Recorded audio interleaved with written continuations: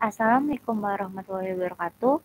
Kami kelompok 1 akan mempresentasikan hasil diskusi kami mengenai produk produksi usaha sistem teknik. Perkenalkan, nama saya Tausi Fadila. Perkenalkan, nama saya Lutfia Diana Rifka. Perkenalkan, nama saya Marsha Nadira. Perkenalkan, nama saya Revina Revalina. Indikator yang pertama adalah menghayati bahwa akal pikiran dan kemampuan manusia dalam berpikir kreatif untuk membuat produk rekayasa serta keberhasilan wirausaha adalah anugerah Tuhan. Yang kedua adalah menghayati perilaku jujur, percaya diri dan mandiri, serta sikap bekerja sama, gotong royong, bertoleransi, disiplin, bertanggung jawab, kreatif, dan inovatif dalam membuat karya rekayasa produk sistem teknik untuk membangun semangat usaha. Yang ketiga ada mendesain dan membuat produk serta pengemasan produk rekayasa sistem teknik berdasarkan identifikasi kebutuhan sumber daya, teknologi, dan prosedur berkarya. Yang keempat, yaitu mempresentasikan karya dan proposal usaha produk rekayasa sistem teknik dengan perilaku jujur dan percaya diri. Yang terakhir yaitu menyajikan simulasi wirausaha produk rekayasa sistem. Produk produksi usaha sistem teknik itu dibagi menjadi 4. Yang pertama adalah product definition and example, jadi pengertian dan contoh produk.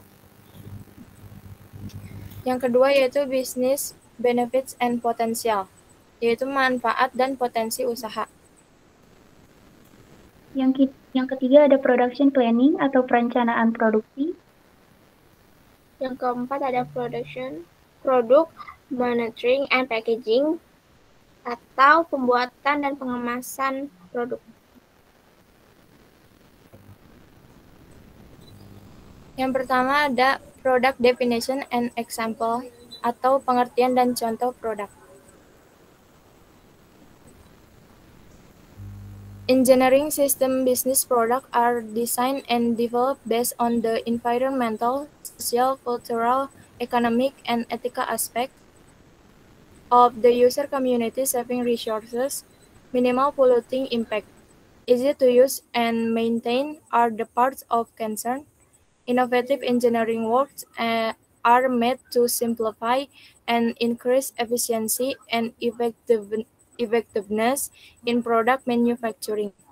Jadi produk usaha sistem teknik ini dirancang dan dikembangkan berdasarkan pada aspek-aspek lingkungan, sosial, budaya, ekonomi, dan etika masyarakat pengguna.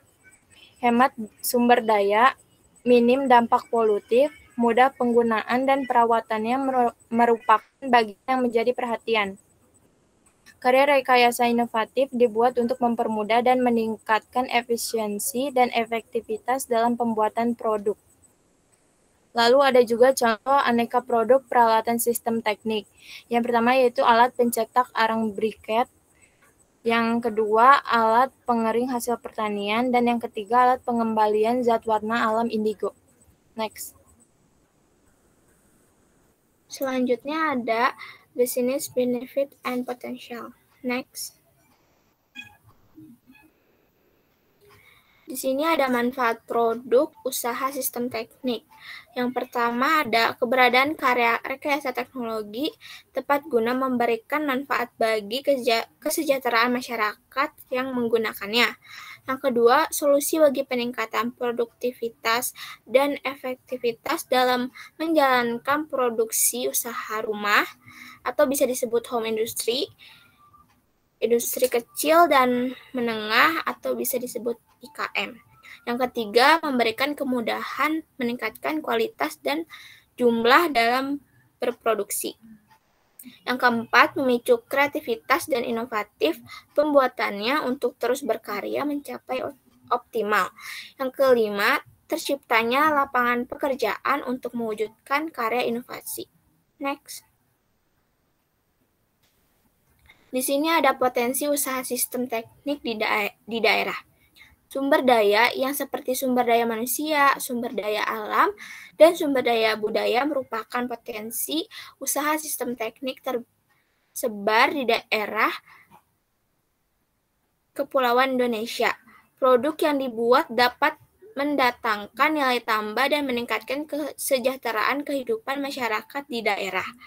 Usaha peralatan sistem teknik dikembangkan untuk mewujudkan produk yang memiliki nilai ekonomis tinggi. Next.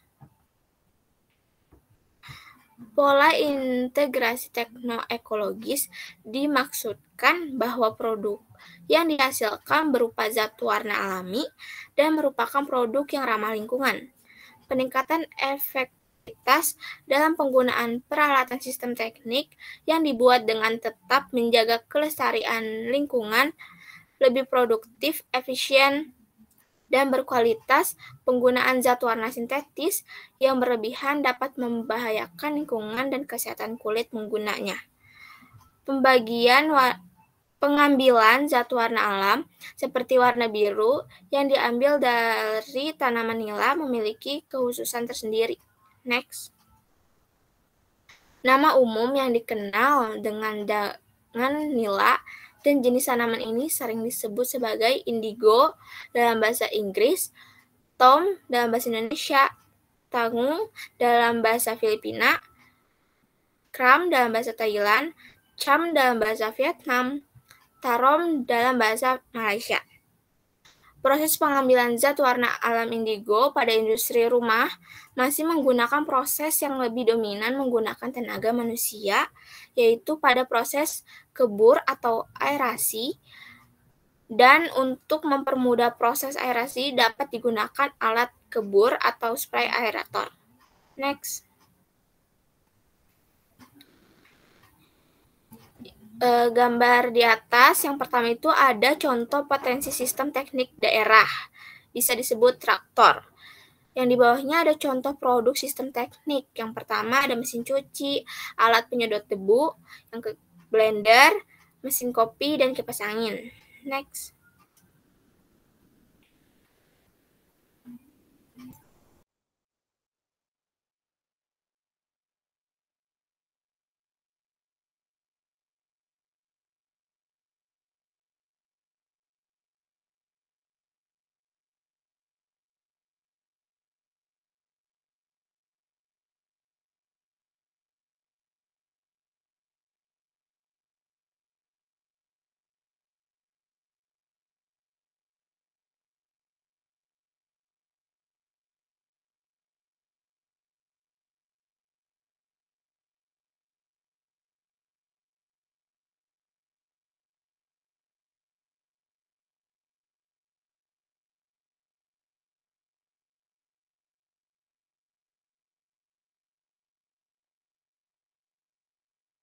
Selanjutnya ada perencanaan produksi atau production planning.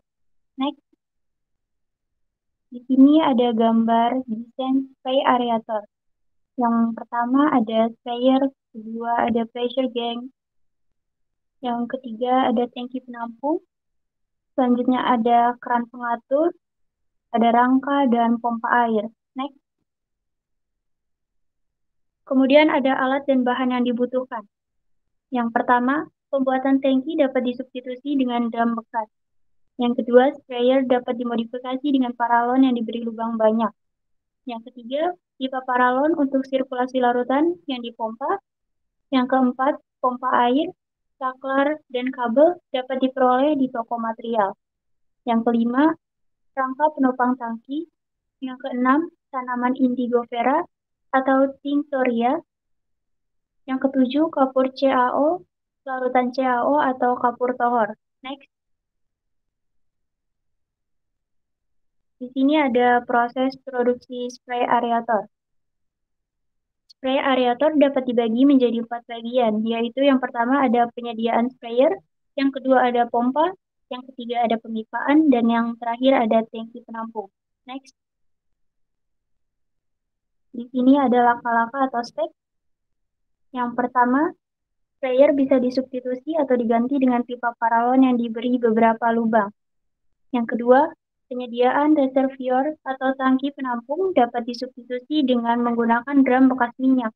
Yang ketiga, rangka disiapkan untuk menopang tangki, sprayer, pompa air, dan pipa yang digunakan.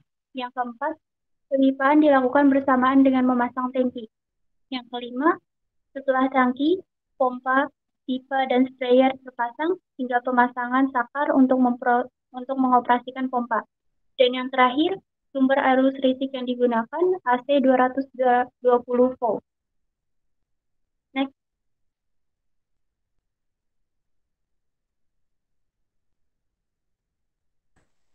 Tahu sih, maaf mic-nya.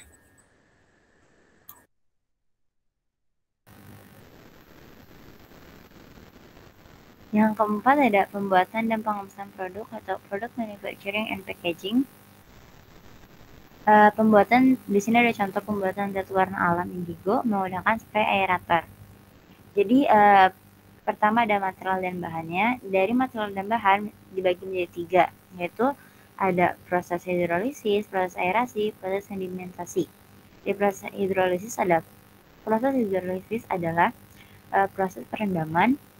Lalu ada proses aerasi, yaitu proses memaksimalkan kontak antar air dengan udara yang bertujuan untuk menambah oksigen seperti menambahkan larutan kapur.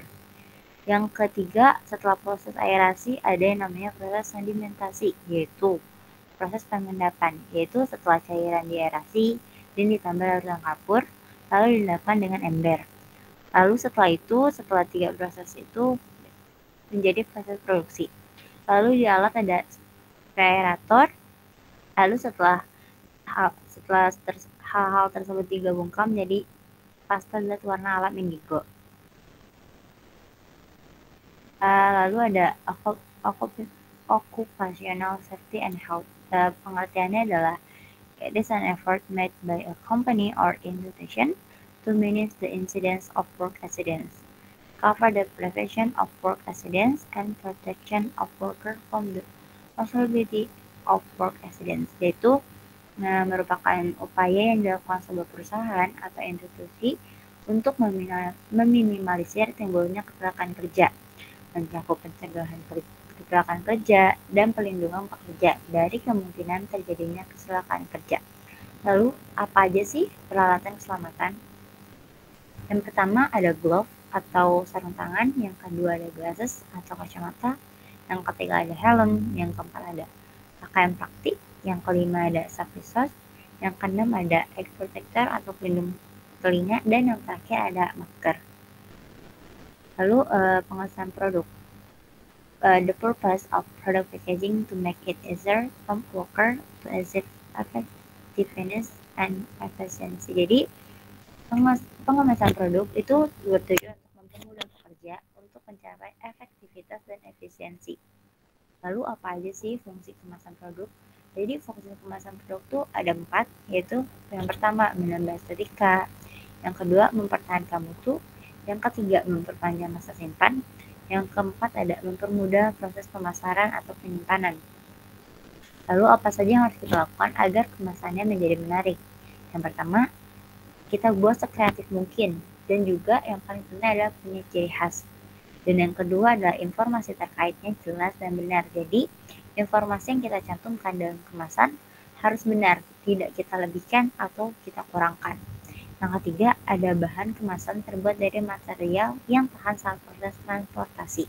Jadi kita harus membuat material yang bagus agar saat proses transportasinya itu akan bertahan lama dan tidak rusak.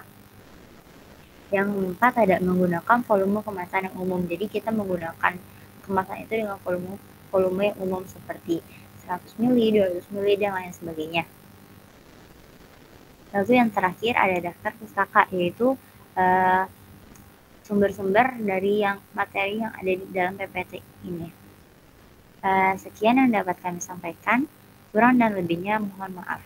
Wassalamualaikum warahmatullahi wabarakatuh.